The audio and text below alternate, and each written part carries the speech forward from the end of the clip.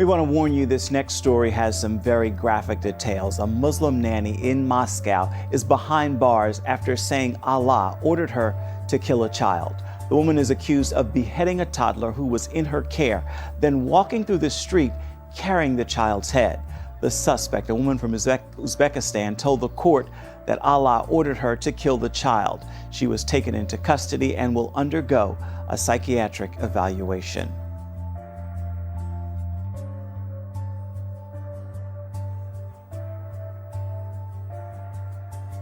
A police officer in Baltimore is under investigation after he was seen slapping and kicking a young man inside a school. This video is very disturbing.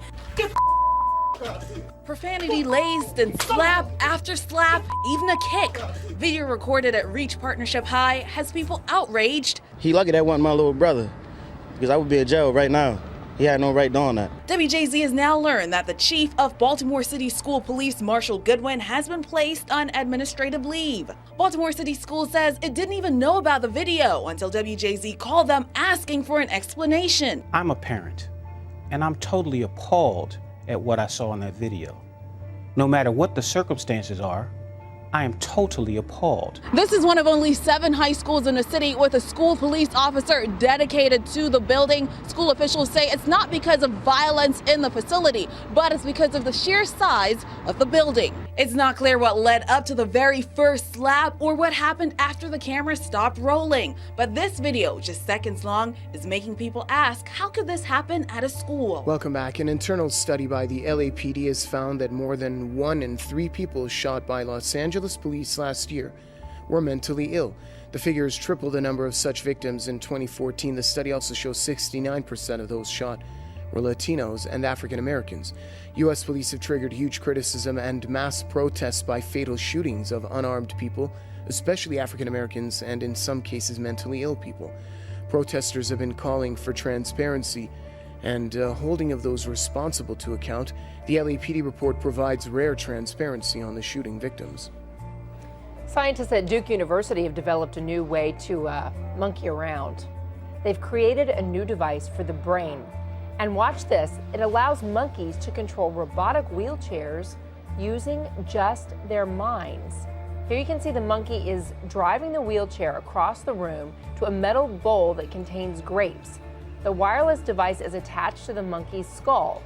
It transmits the animal's thoughts to the chair, and what they're saying is that this technology could someday help paralyzed humans get around. Is that incredible? Pat, a disturbing new video released by the Islamic State appears to show the group raising up a new generation of terrorists. The video, reported by the London Daily Mail, starts off showing the orphan children of jihadi parents who've been killed playing with toys and being given food. The children seem to be having a good time like typical children, but then the video shifts to a military perspective as it shows young boys in military outfits training and learning how to fight as the next generation of ISIS warriors.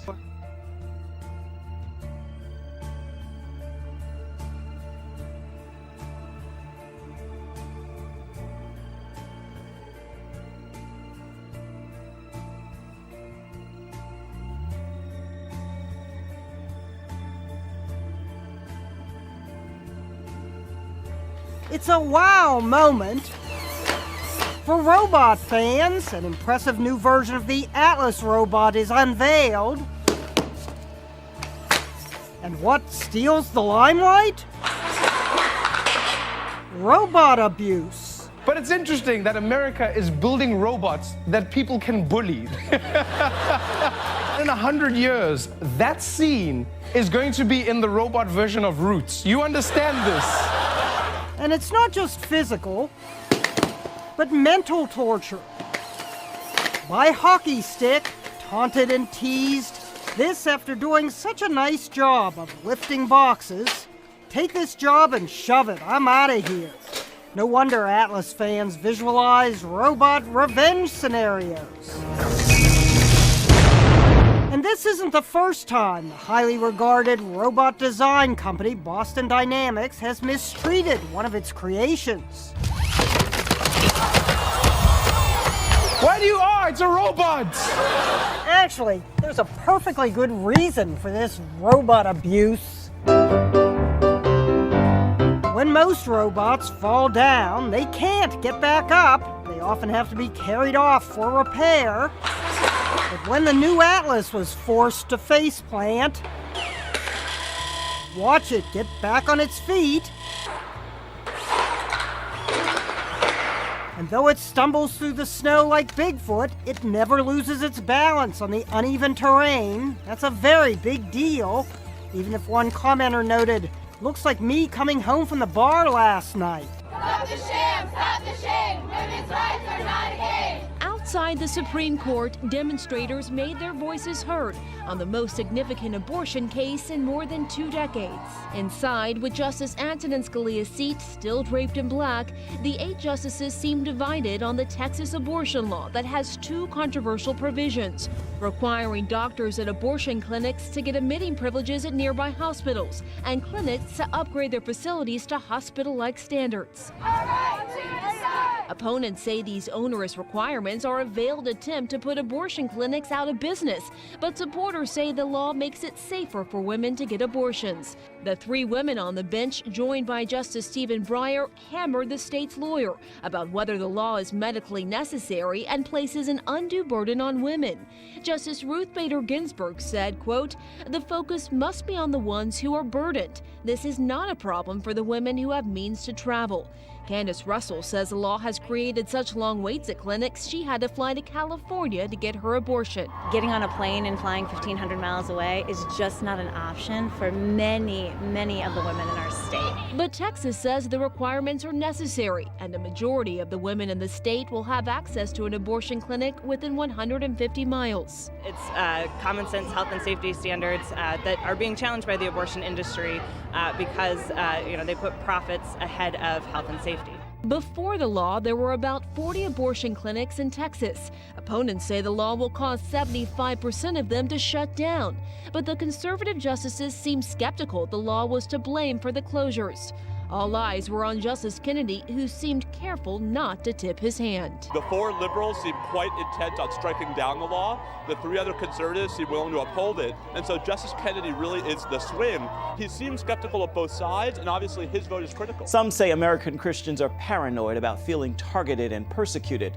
But is there a chance there really is an anti-Christian agenda? Some of those on the front line of the culture wars say definitely there's an anti-Christian agenda. They feel it right in their face.